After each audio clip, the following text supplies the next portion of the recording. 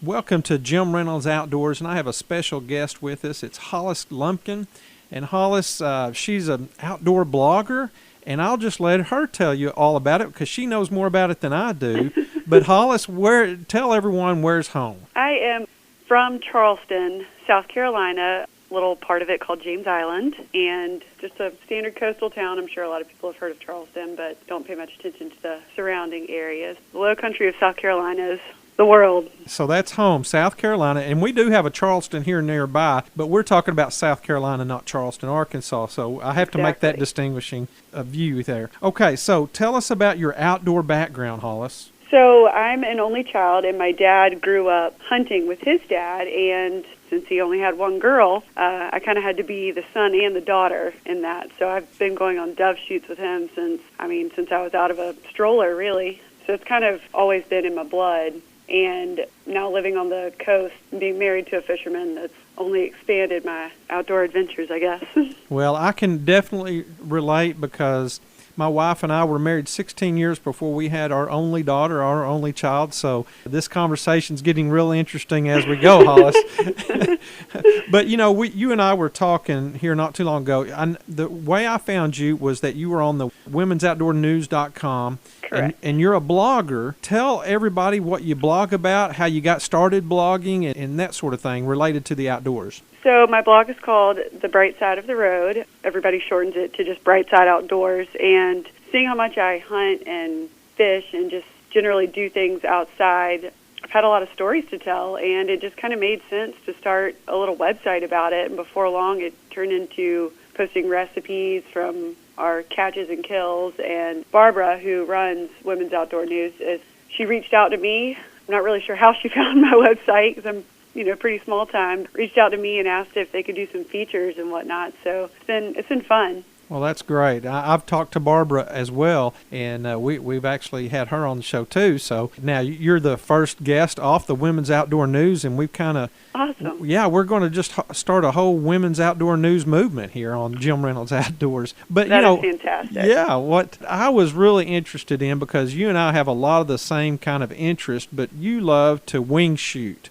I do, very much. And I know it's getting into fishing season, and we were going to talk about fishing, and it's also getting into turkey season. You are a wing shooter, and tell folks about what you love about wing shooting. I'm definitely of the mentality, if it flies, it dies. I love to duck hunt. I duck hunt probably 3 days a week during the season here. Dove hunting, they're everywhere around here. And I just love being outside in the field. It's very sporty shooting, especially when they get that wind behind them, ducks and doves. My dad and I go to Argentina to dove hunt. Next year we're going to do combo duck and dove. It's just a very lively sport, I guess you could say. Well, you were talking about your favorite duck, and tell our listeners about what your favorite duck is. So if I had to pick, I'd say a widgeon. I just think they're incredibly beautiful ducks, and that whistle that they make, you just kind of get your blood going first thing in the morning. But the number one on my list, ducks to bag right now, is a black duck. I made the mistake of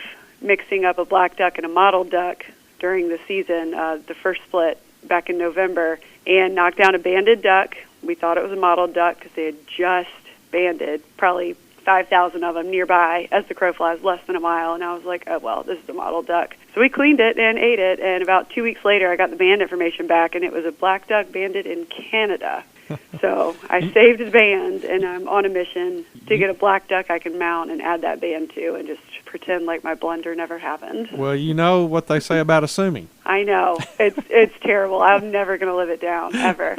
Well, that's a great story. And I know everybody around here, we've got an early spring. We've not had much of a winter here this year, and that's unusual for us. We're getting into fishing mode, and you and I had talked about tarpon fishing. Tell our listeners a little bit about tarpon fishing there off the coast of South Carolina. So tarpon, we usually start seeing those in kind of late June, early July, when the water, is really warming up. There's actually a little tournament that a bunch of our buddies in Georgetown, South Carolina, just right up the road, do low country tarpon tournament. And we see them, from 50 to 60 pounds up to 130. I mean, we've got pictures of guys standing in knee-deep water, and 3 of them across are holding a tarpon and struggling with it. It's a fun fish to fight. It's a fun fish to look for. It definitely gets your motor running, so to speak. Yeah. When you fish for the tarpon, do you usually do that from wading or do you do it from a boat? We do it from a boat just because they're so fast and so finicky. You might have to go, 1,000 yards across a bay chasing them, or, if this spot doesn't work, well, we know one, 10 minutes away right up one of these creeks. So we tend to do it from the boat. Now, Wading around here can be a little scary with How do you read, sharks. Now, don't get me started about sharks, because Mr. Outdoors, that's what everybody knows me as, Mr. Outdoors. I am deathly afraid of sharks. I'm not around them that much. I guess it was when Jaws came out in the 70s. It had an imprint on my brain. My dad wouldn't even go swimming in the swimming pool because of Jaws. But anyway.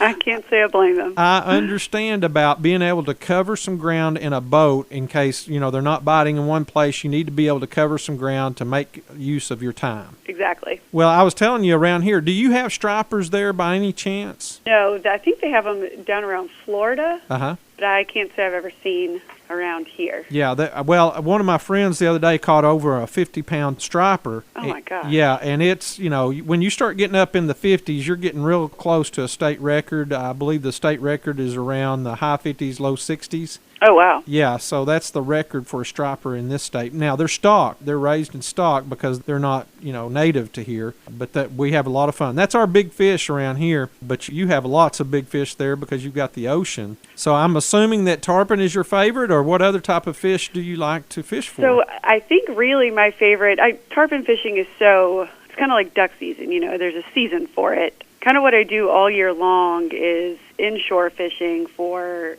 redfish and spotted sea trout, warmer times, flounder. We have estuaries just all over the place down here, and they've got oyster banks and sandy and pluff mud bottoms, so you can really find a great variety. So my favorite thing to do is to get on my paddle board, and I've got a little kit that I put together that has a rod holder and everything like that. Paddle around till I see either a good oyster bed or a nice sandy bank and try and catch a spot tail or a flounder. Yeah. That's the most fun to me. What do you like to eat the most? Flounder. Oh, yeah. For sure. You bet. I've eaten some of that flounder as well. But anyway, hey, Hollis, we've come to the end of our interview. It was really quick. I mean, that's just interesting. Folks, I'm going to Hollis and I are not finished. We've got to go to a commercial break, and we'll be right back with more Jim Reynolds Outdoors in just a moment. Welcome back to Jim Reynolds Outdoors, and I'm here with Hollis Lumpkin. She just begged me to stay on the show. No, not really. I begged her, and I just want everybody to know that. But we had a great time, and Hollis, we did. One of the things that I failed to do, and I should have done that as the radio guy, but tell folks how they can read your blogs, go on into your website, and as well as Women Outdoor News. So my website is brightsideoutdoors.com. It's called The Bright Side of the Road. It's pretty easily Googleable.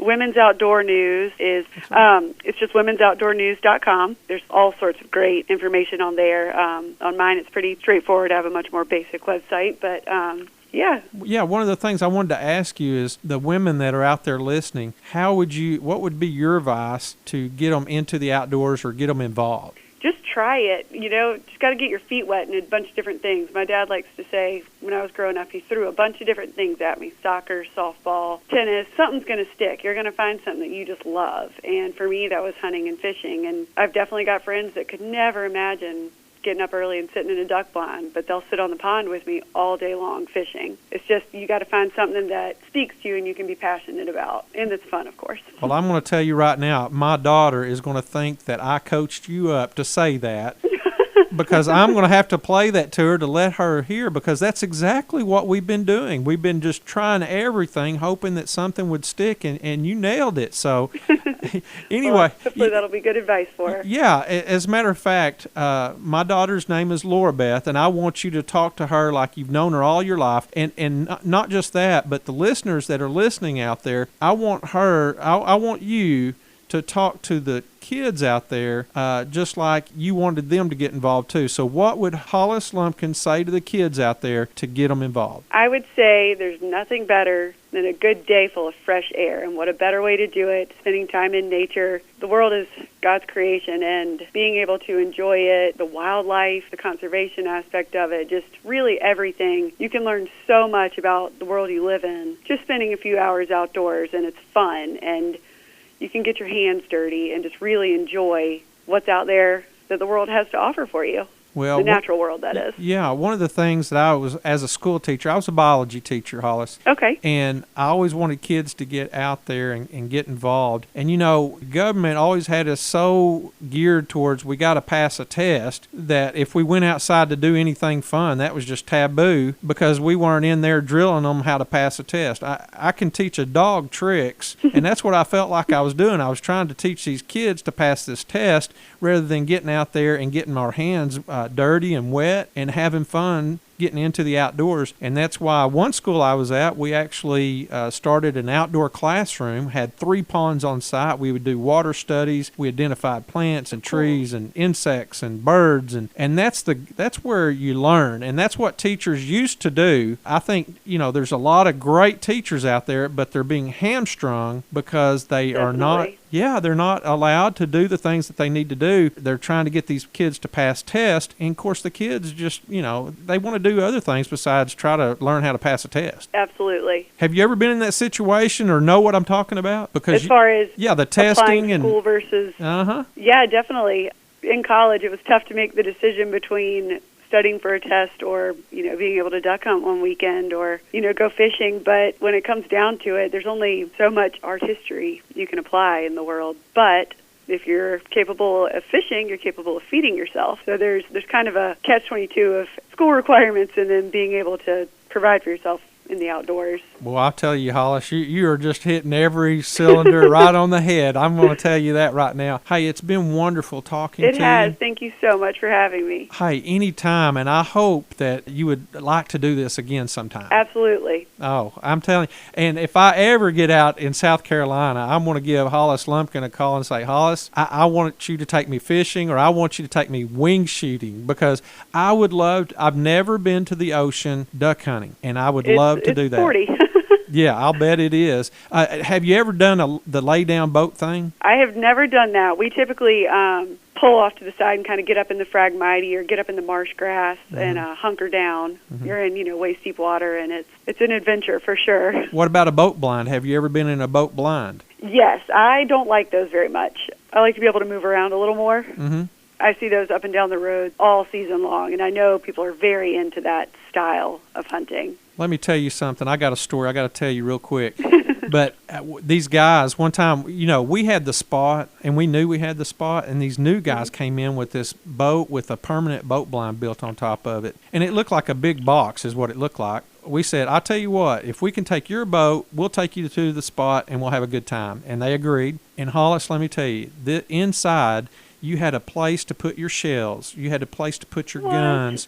You had Christmas lights all around the top of it. You had a TV. You had a radio. You had a place for the dog to go in and out. It was awesome. I'm telling you, we had the best time, shot lots of ducks. And it was just like a big party. It sounds like I just haven't been in the right boat blind. I'm telling you, of course, Arkansas is the world championship duck hunting. Yes. Yes. I mean, I'm telling you, when it's on, it's on. But this year, it was off. So you wouldn't have missed that much if you'd come this year because we had a good year here. Hopefully we got some of y'all's ducks. Maybe that's maybe so. We just didn't have those northern fronts to come down from Canada and bring those ducks to us. It stopped short of us. All of our fronts came from west to east, and we usually don't have a whole lot of ducks come in when it's like that. Huh. Yeah. That's interesting. Yeah. So hopefully we both learned something today. I learned a little bit about South Carolina. You learned a little bit about Arkansas, and we learned a little bit about each other. And hopefully everyone else learned a little bit about the outdoors. That's exactly right. And that's what it's all about is